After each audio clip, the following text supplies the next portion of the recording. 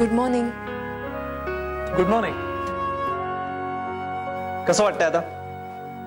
I guess you are feeling better now. कालच्यापेक्षा तुम्ही खूपच फ्रेश दिसताय. थँक्स. मी म्हणालो नव्हतं की it's all in your mind. तुमच्या मनाला काय वाटतं हे सगळ्यात जास्त महत्वाचं आहे. आणि आय एम शुअर की मी काल जे काही बोललो त्याच्यावर तुम्ही नक्कीच विचार केला असेल आणि त्यासाठी मला तुमचे आभार मानायला पाहिजे. कारण काय आहे ना, पेशंटनी एखादी गोष्ट ऐकली की डॉक्टरने बरं वाटतं.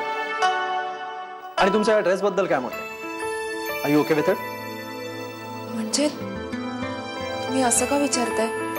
म्हणजे हा ड्रेस माझ्याच इन्स्ट्रक्शन्स वरून तुम्हाला देण्यात आलाय. काय? हो. म्हणजे तुम्ही गैरसमज करून घेऊ नका, पण तुम्ही डॉक्टरच आहात ना?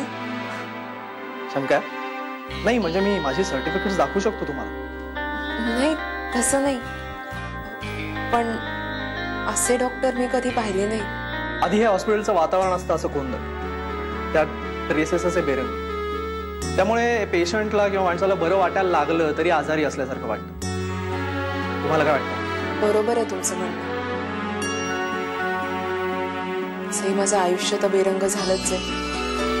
निदान या कपड्यांमध्ये ते. असं का बोलताय तुम्ही? हे बघा, मला खात्री आहे की तुम्ही लवकरच बऱ्या होणार. डोंट वरी, मी येतो. ठीक आहे डॉक्टर. थँक्यू. थँक्स म्हणण्याची काही एक गरज नाही. मला काय वाटतं माहितीये की कुठल्याही डॉक्टरनी पेशंटच्या आजारावर उपचार करण्याच्या ऐवजी त्याच्या ऍक्च्युअली मनावर उपचार केले पाहिजे. कारण खरं तर औषधही निमित्त मात्र असतात. तुमचं मन प्रफुल्लित असलं ना की कुठलाही आजार तुमच्या शरीरात जास्त काळ टिकू शकत नाही. येतो. ठीक आहे.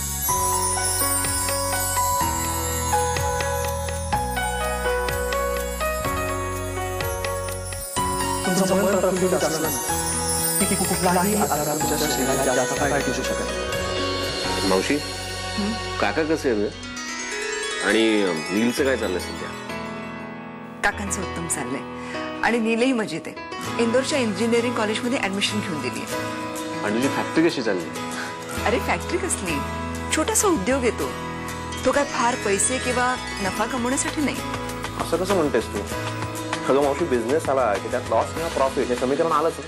तू म्हणतोस ते बरोबर आहे, पण हा उद्योग सुरू करण्यामागे माझा एकच हेतू होता.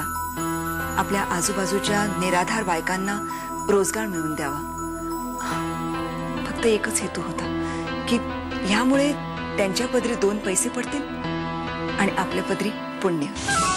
नॉनसेन्स. चॅरिटी आणि सोशल सर्व्हिस म्हणजे सगळा खोटेपणा आहे. म्हणजे या गरमागरम पोहे खाऊन घ्या. नाही नको, भूक नाहीये मला. अगं सकाळी सकाळी भूक नसायला काय झालं? चल, मोहरने बनवलेत ना, 2 घास खाऊन घे.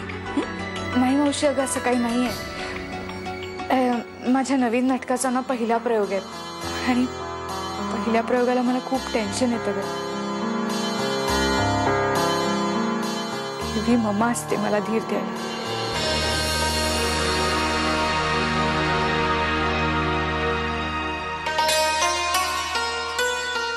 पण आज अगं मग या खेपीला मी आहे ना.